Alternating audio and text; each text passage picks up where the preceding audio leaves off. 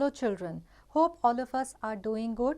Now the topic that we will study today is interdependence in nature. And the things we will learn are interdependence, environmental balance, spoiling the balance, and what we can do.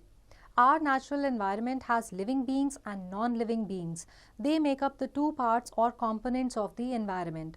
The two parts are called the biotic component and the abiotic components of the environment. तो हमारे environment के दो parts हैं, biotic और abiotic. Biotic component. Bios means life, so biotic means something related to living beings. The biotic component of the environment is made up of plants, animals including us, and microorganisms. Micro means small and organism means living being. Microorganisms are living beings that are so small that you can see them.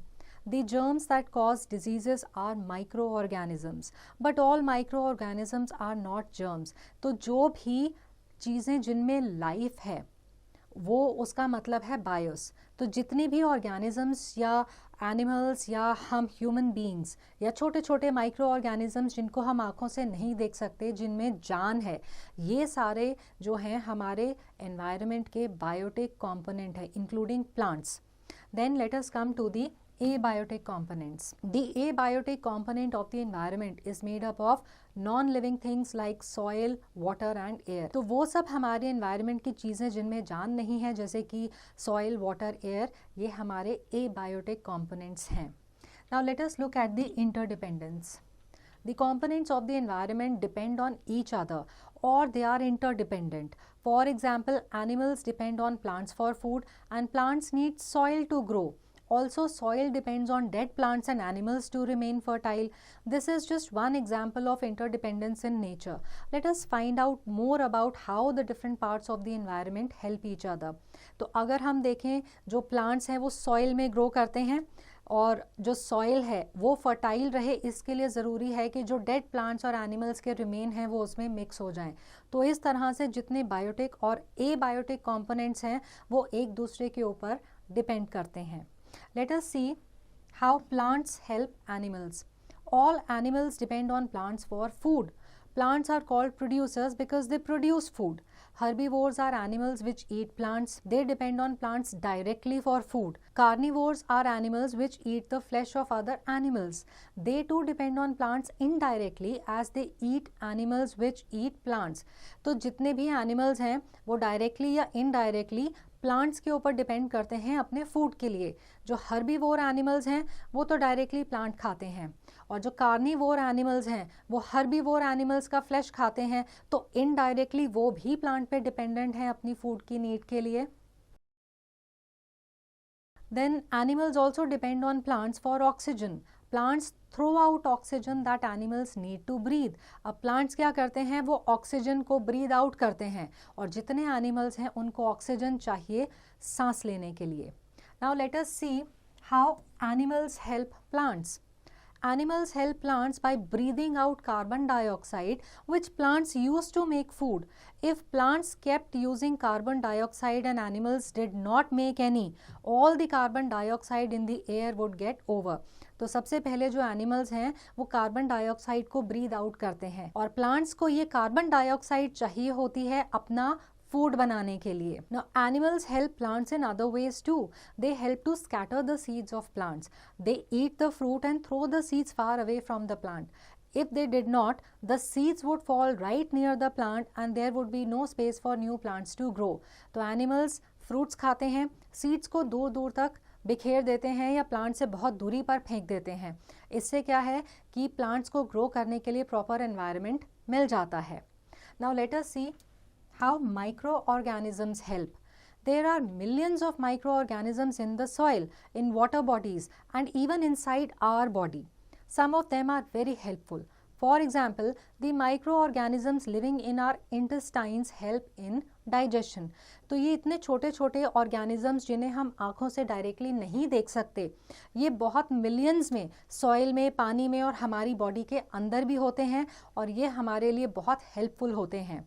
Now some microorganisms called decomposers feed on dead plants and animals, fallen leaves and twigs and animal waste like urine and feces. Now their digestive juice breaks down or decomposes plant and animal matter into simple substances like minerals. Now these substances mix with the soil and help plants to grow. Gases like carbon dioxide are also formed during decomposition. They mix with the air. तो जितने micro organisms हैं, कुछ ऐसे हैं जो हमारी intestines के अंदर हैं, वो हमारे डाइजेशन में हेल्प करते हैं. कुछ ऐसे हैं जो बाहर हैं, जो मरे हुए प्लांट्स, एनिमल्स या जो ट्विग्स या कुछ भी ऐसा वेस्ट होता है उसको डीकम्पोज करते हैं ताकि वो सिंपल सब्सटेंसेस यानी कि मिनरल्स में कन्वर्ट होकर दोबारा से सॉइल में मिक्स हो जाएं और सॉइल फिर से फर्टाइल बने. और डीकम्पोजिशन के टाइम पे कार्बन डाइऑक्साइड भी प्रोड्यूस होती है. Now let us see how non-living things help. All living beings depend on the abiotic component of the environment. They would not be able to live without water, air, soil and sunlight. हवा, पानी, sun, इन सब के बिना living beings जी ही नहीं सकते. और ये सारी चीज़ें क्या हैं? Abiotic components. So first of all, let us look at the air. Plants and animals need oxygen of the air to breathe. Plants also need carbon dioxide to make food. The plants and animals that live in water use the air dissolved in it. तो हवा में जो oxygen है ये सांस लेने के लिए चाहिए, और जो कार्बन डाइऑक्साइड है हवा में वो प्लांट्स यूज़ करते हैं फूड बनाने के लिए.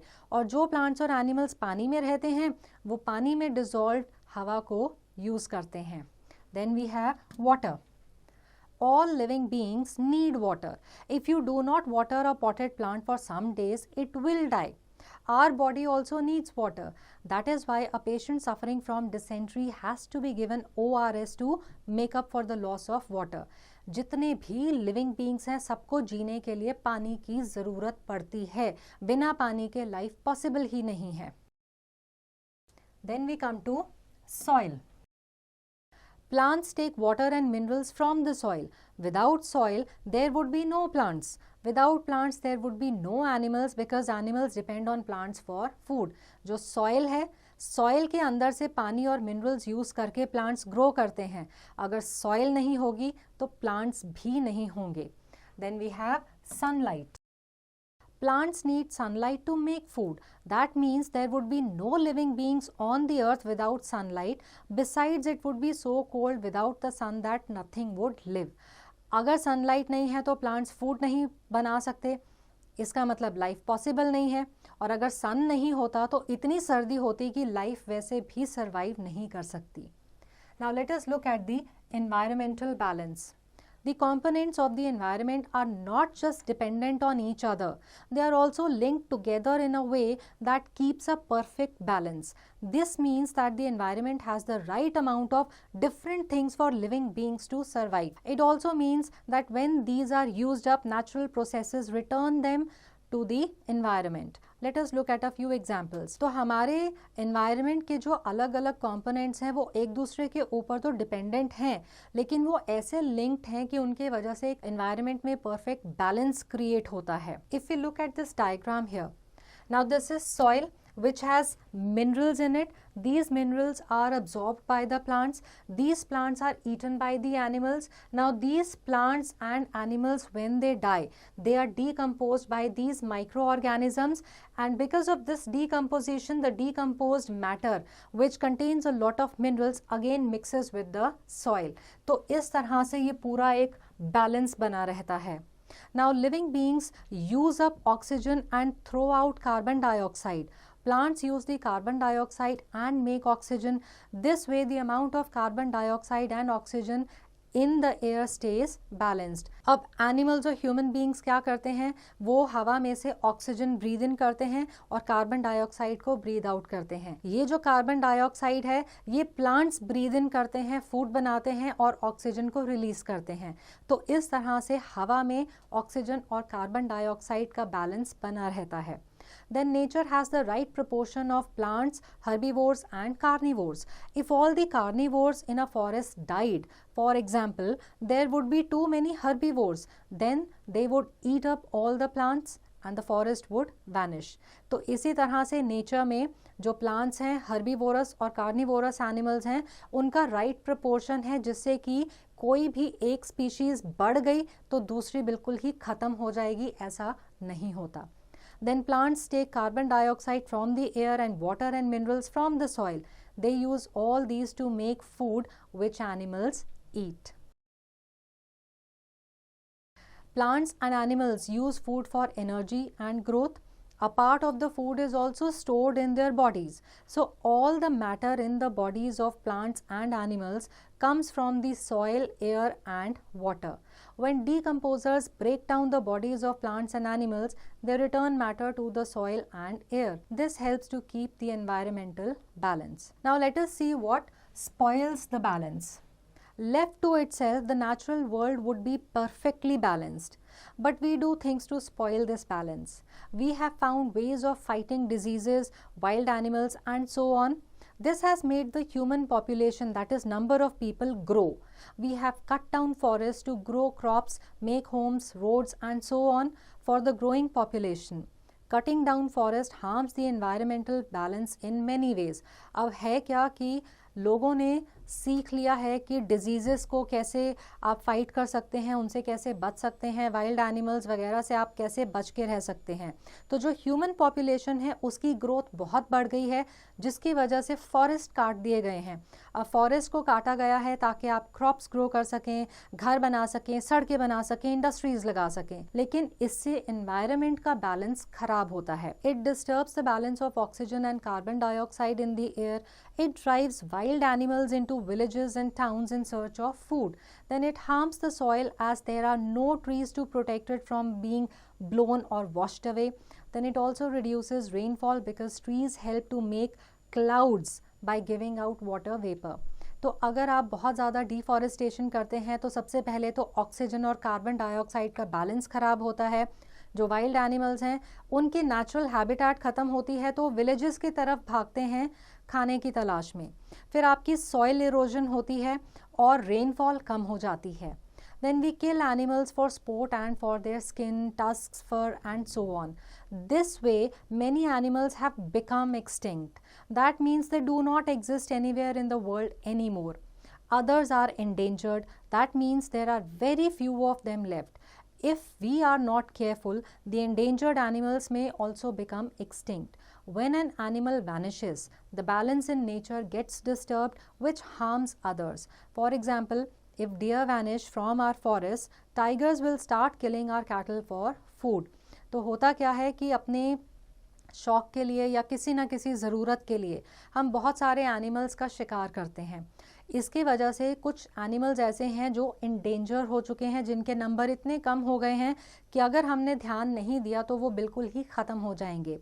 अगर ऐसा हुआ तो नेचर का जो बैलेंस है वो डिस्टर्ब होगा और दूसरों को नुकसान पहुंचेगा. Now the smoke from our factories and vehicles have harmful gases that make us fall ill and harm the growth of plants. The carbon dioxide in the smoke is not planned for by nature. This disturbs the balance of gases in air because plants cannot absorb the extra carbon dioxide. हमारी industries या vehicle से कितनी सारी gases निकलती हैं जिनके वजह से हम बीमार पड़ते हैं और प्लांट्स की ग्रोथ जो है उस पर भी बुरा असर पड़ता है. जब बहुत ज़्यादा कार्बन डाइऑक्साइड स्मोक से निकलती है तो प्लांट्स उसको बैलेंस नहीं कर सकते क्योंकि इतनी ज़्यादा कार्बन डाइऑक्साइड को वो अब्जॉर्ब नहीं कर सकते. Now to pollute something means to make it dirty. All the waste from our factories, homes and offices pollute the land, water and air. Some of these, like plastic, cannot be broken down by decomposers of nature. Now they keep piling up. Some chemicals kill plants and animals living in water and make the water unfit for our use. Some seep into the soil from where they reach plants. They harm the plants and also the animals, including us, that eat these plants.